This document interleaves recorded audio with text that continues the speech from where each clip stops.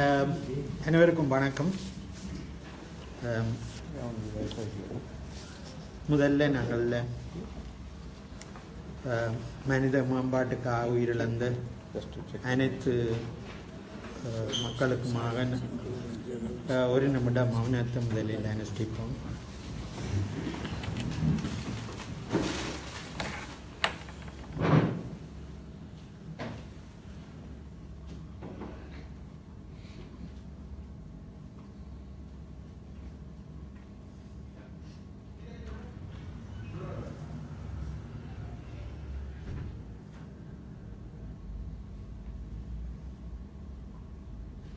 நன்றி.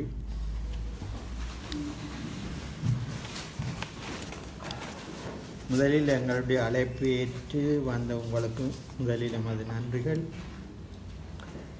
இந்த புலம்பெயர் இலங்கை தமிழர் அமைப்பினுடைய செயற்பாடுகளில் ஒன்றாகத்தான் நாங்கள் தொடர் ஜெயம்பதி விக்ரமரட்ன அவர்களை அழைத்திருக்கிறோம். மிகவும் முக்கியமான காலகட்டத்தில் அவர் இங்கு வந்திருக்கிறார். நீங்கள் பலரும் பல பிரச்சனைகள் சம்பந்தமான விவரங்களை அறிவதற்கு நீங்கள் ஆவலாக இருப்பீர்கள். அதுக்கு முதலில் எங்களுடைய ஒரு முக்கியமான கடமை, எங்களுடைய உறுப்பினர்களில் இருவர் எம்மை விட்டு பிரிந்துள்ளனர். முதலாவது டாக்டர் நரேந்திரன். அவர் தமிழ் மக்களுடைய நல்வாழ்விலே மிகவும் அக்கறை உடையவர். நீண்ட காலமாக நீங்கள் அறிந்தபடி பல்வேறு பத்திரிகைகளிலும் இணையதளங்களிலும் அவர் தன்னுடைய கட்டுரைகளை எழுதி வந்திருக்கிறார். பலராலும் படிக்கப்பட்டிருக்கிறது. அவர் போர் முடிவடைந்து லட்சக்கணக்கான மக்கள் முள்ளுக்கம்பி வேலிக்குள் அடைக்கப்பட்டிருந்த பொழுது அவர்களுடைய நிலைமைகளை கண்டறிவதற்காக அரசாங்கத்துடன் போராடி முதலில் சென்ற சிலரில் அவரும் ஒருவர். சமீபத்திலே எங்களுடைய NRTSL என்று அழைக்கப்படுகின்ற இந்த புலம்பெயர் இலங்கை தமிழர் அமைப்பினுடைய சார்பில் கிழக்கு மாகாணத்தில் கிராம அபிவிருத்தி தொடர்பான முயற்சிகளை எடுத்திருந்தோம்.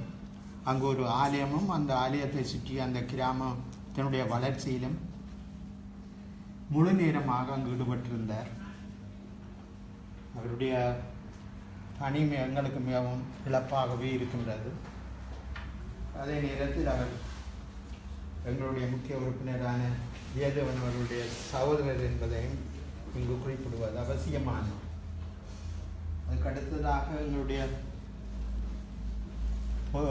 பொது வேலைகளில் மிகவும் அக்கறையுடன் செயற்பட்டு வந்த இனிய தோழரான இயேசுதாசன் அவர்களுடைய மறைவும் எங்களுக்கு கவனத்துக்குரியது, கவலைக்குரியது.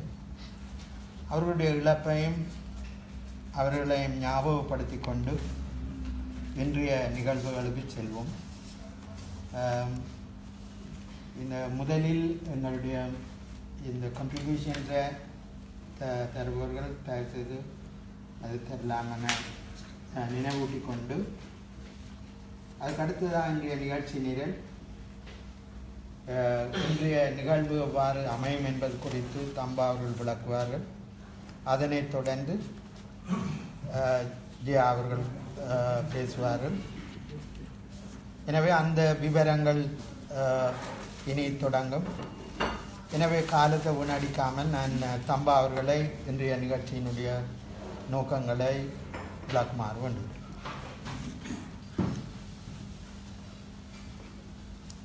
Good morning and welcome to everyone. I will say a few words in English so it's clear to Dr. Jayampathy as well as some of you here. As you know, the NRTSL has been engaged in activity to promote the diaspora Tamils welfare in the last 3 years, and we have been engaged in several varied activities. One of the focus in the last couple of years has been the constitutional reform, because we believe that the constitutional reform is central to the reconciliation process. And also, any further development and the progress of the country, stability of the country, progress of the country depends on a fair, equitable solution to all living in Sri Lanka. So, to achieve that, the constitutional reform forms the basis. So, anyone who is interested in promoting stability in Sri Lanka will also be interested in constitutional reform, number one. Number two, the questions raised in the diaspora, whether we have been disappointed in the past through so many processes, whether this is achievable, yes. The questions are there. Not trying is not the answer. That is why we wholeheartedly think we must put all our efforts in whatever progress that can be made in this process. That is other thing. That is why we are engaged in the constitutional process. Dr. Jayampathy need no introduction, although I will say a few words. He has been coming from the left of the Sri Lankan politics, and he has been a long time member of the LSSP, and his conviction for democracy and social progress in Sri Lanka is well known. And he is indeed engaged in a very difficult, he was entrusted with a difficult task of being part of the chairman of the technical support group of the steering committee, and also a member of the steering committee of this constitutional process, which has been engaged in the dialogue and discussion, and about which Dr. Jayampathy will elaborate. So we are privileged to have him amongst us today, and to ask him and to have a productive discussion so that how we can help to move this process forward. That is the question for us, and I hope if we can achieve that by the end of the meeting to some extent, that will be the objective for us. That how do we move this forward, in which way the diaspora community can help to enhance that process. And so Dr. Jayampathy will of course go through the process and the important salient points about that. We had the same meeting here exactly 5 months ago, 8th of May, I think, here in this venue. Most of you attended this, and at that time it was drafting stage. Yeah, Just drafting. Start. 1 year and 5 months. Yes, it's 8th of May 2016. We had this meeting here, and in which he said how the process is going to unfold in the country and what are the technical things that are going to take place. And generally, people were a bit apprehensive and anxious about the delay that is being, because we thought as soon as the process starts, it is going to get us somewhere, and which it did not. And Dr. Jayampathy also said that this is a game being played in a rough terrain. It is not a smooth academic exercise to produce a constitution and make it the constitution of Sri Lanka. It has to balance the forces that are acting, political forces that are acting in Sri Lanka, and it has to win the consensus of different political parties in Sri Lanka. That is the exercise is all about. We will know more from Dr. Jayampathy. I call upon Dr. Jayampathy to open the speech. No, if you don't mind. First of all, welcome the men's club for the meeting, exclusively men club. I'm not going to say all what they have said. I want to limit myself to the household here. You know, in the restaurant, what are the exit rules are.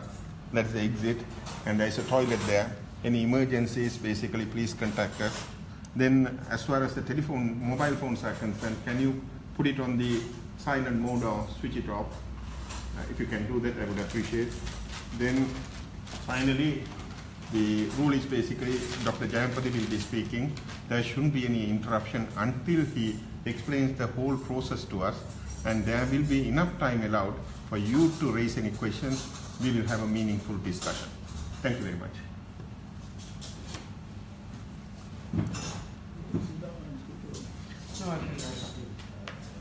Ayubowan, Vanakkam, Assalamu alaikum, and good morning.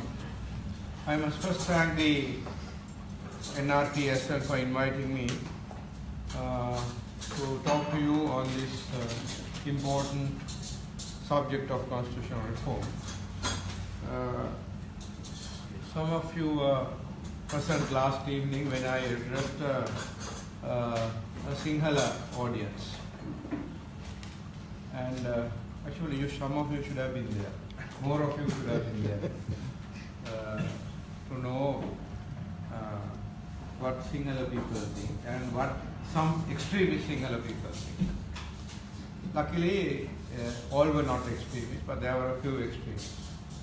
But I'm going to make the same speech that I made, almost the same, in the sense I will, of course, elaborate, go into detail today. But I'm going to make basically the same speech I made yesterday. And that has always been the case. Yeah, whenever I speak, whether in Jaffna or Colombo, I make the same points.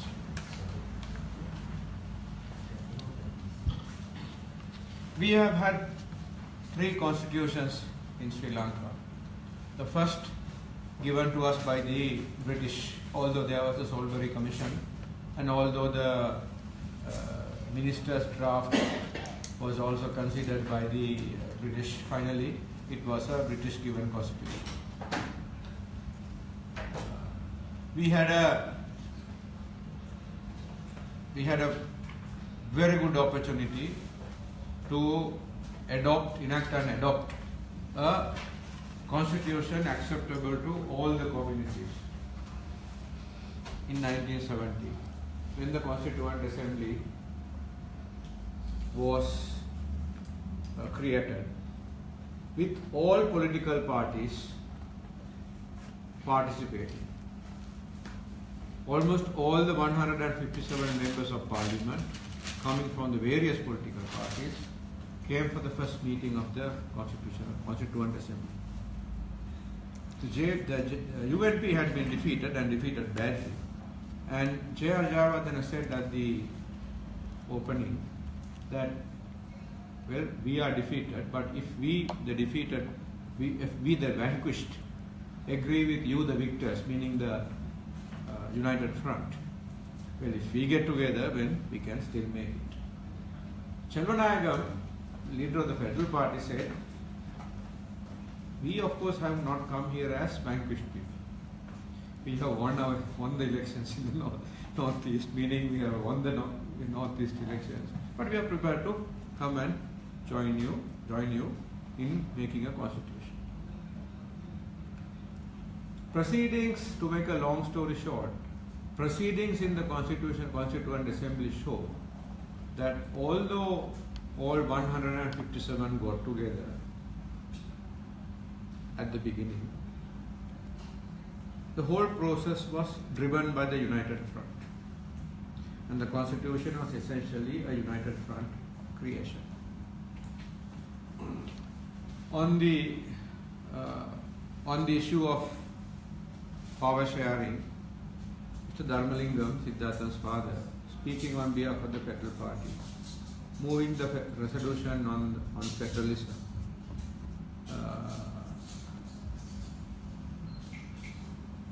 when after the United Front proposed that Sri Lanka should be a unitary state, and there also Nihal Jayavikrama, who was Secretary Justice at that time, has written to say that the original draft discussed within the United Front, prepared by Colvin, did not describe Sri Lanka as a unitary state.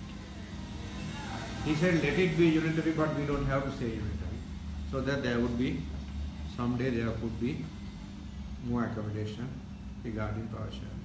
But Felix Das Bandaranaike, Satan as we used to call it, we in the left call it, insisted that Sri Lanka should be declared, specifically declared as a unitary state.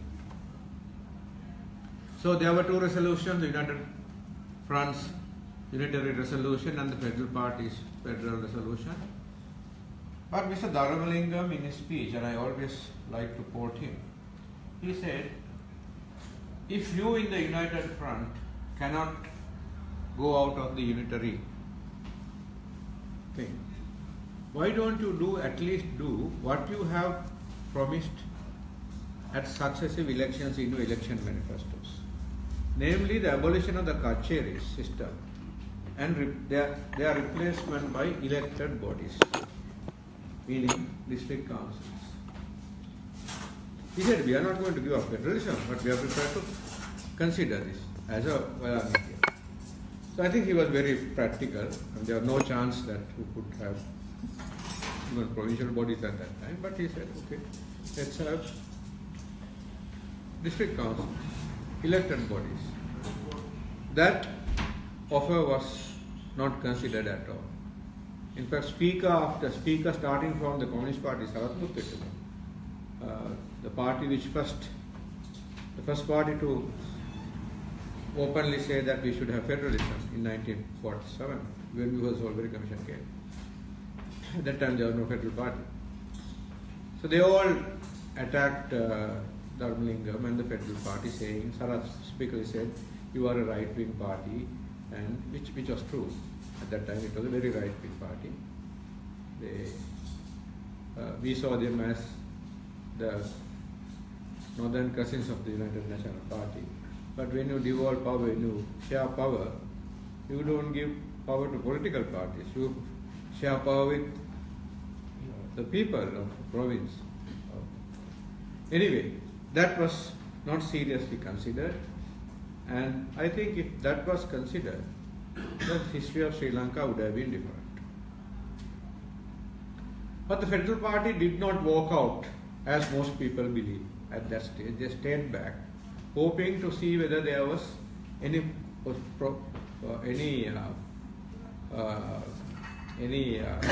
chance of agreeing on the language question. And with that also failed. Chalanayagam said, I am not making a dramatic walkout. I don't want to dramatize this whole issue by making a walkout. But I informed this August Assembly that we will not come from tomorrow. Right. So the 72 Constitution, essentially a United Front driven exercise. The 1978 Constitution, essentially a UNP Constitution. The UNP having said that the elections of 1977 and Tamils and Muslims, Indian upcountry Tamils, voted heavily for the UNP outside the Northeast.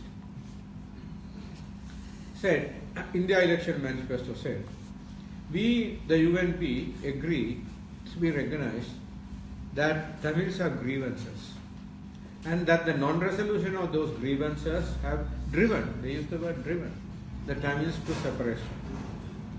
Once we are in power, we will call a round-table conference and discuss this and solve this issue. As I am fond of saying, there was neither a round nor square or rectangular table.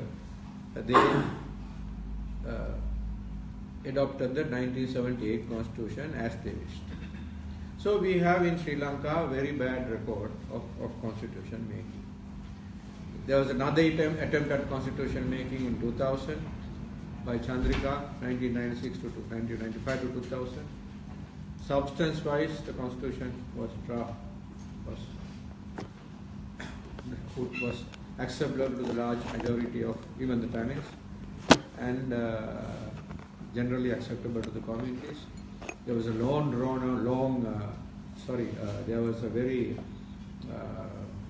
there was a campaign led by Chandrika herself. Before the campaign, a poll conducted showed that only 23% of the Tamils, of the Sinhalese in the south, supported devolution. But after that, Sudunelu, the White Lotus movement, in 1998, this French firm came again and did the survey and found out that numbers had gone up to 68%. But the process was long drawn out, it got delayed for various things, including looking at the stars, possible, auspicious times were looked at, and it got dragged on. And it was too close to an election. And the UNP naturally thought, I'm not saying that it correct thing, I'm not saying that at all. I mean, it's natural for any party to think that if the constitution is passed just a few weeks before the dissolution of parliament, it would have helped the People's Alliance, and therefore they found excuses to sabotage the constitution. Now, today, we have a different combination, to call it a combination of stars, a stellar combination, where you have the two main parties in government, parties which took turns in opposing the other. Now, in government, the TNA supporting a constitutional process.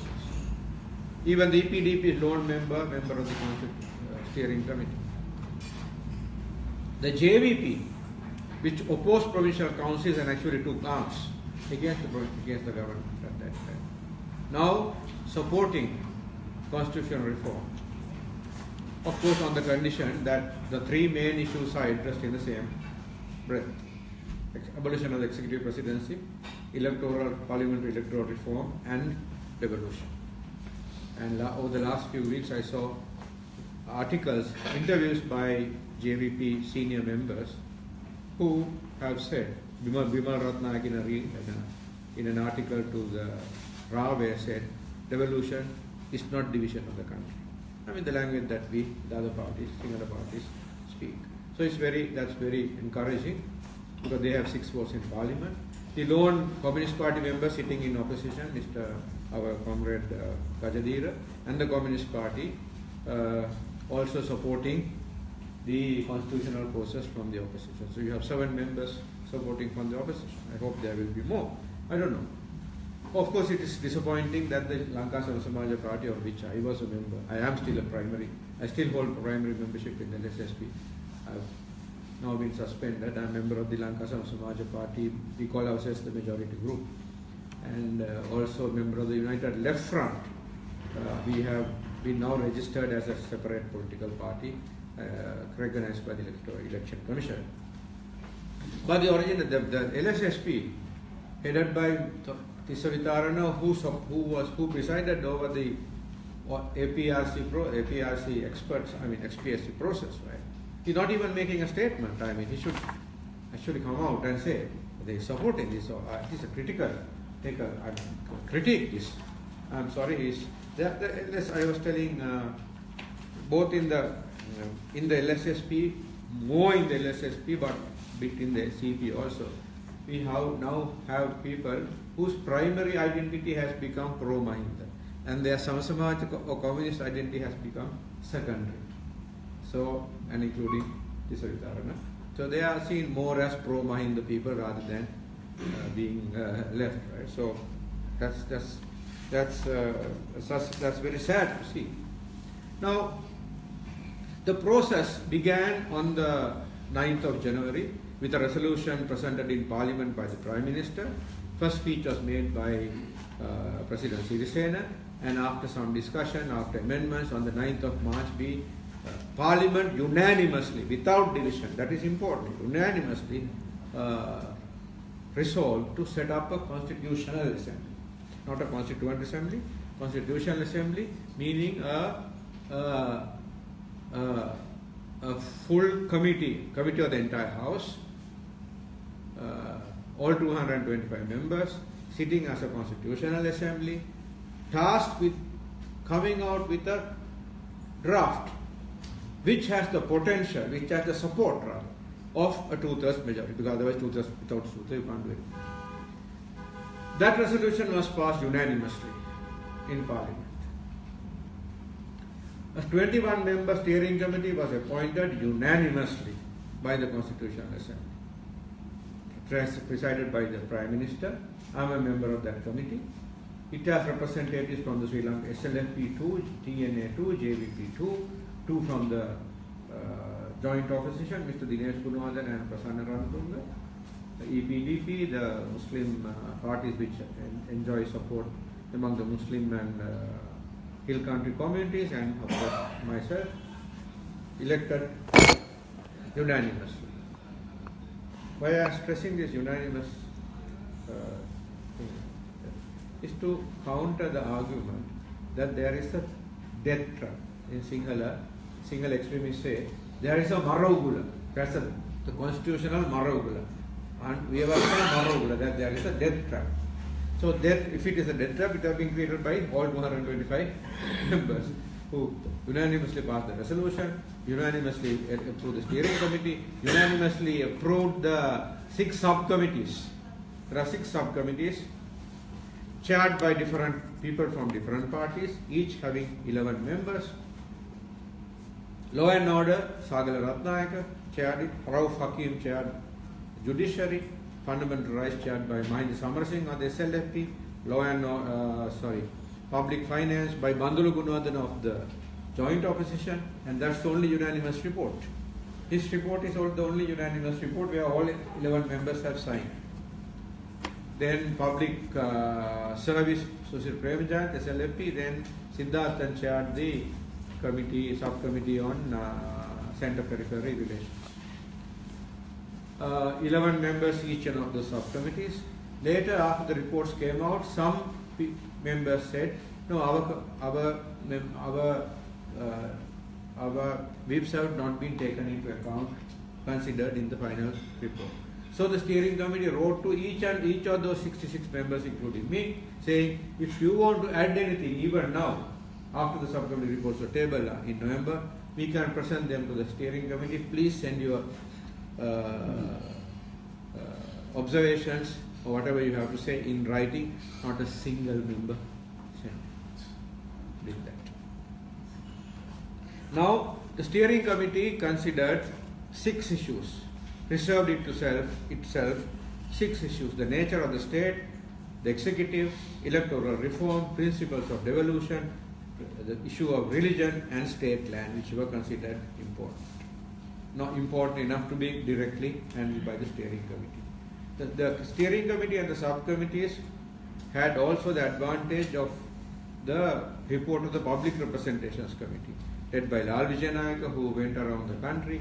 The committee which went around the country had sittings in all 25 districts, received oral submissions. Most of them, oral and written submissions, came from organizations rather than individuals, and therefore represented a much wider group of people. That report has been taken into account, considered, and now we were ready with a draft report. Myself and Mr. Sumandiran, we chair the management committee of the steering committee. We are the co-chairs, so we kind of look after the process.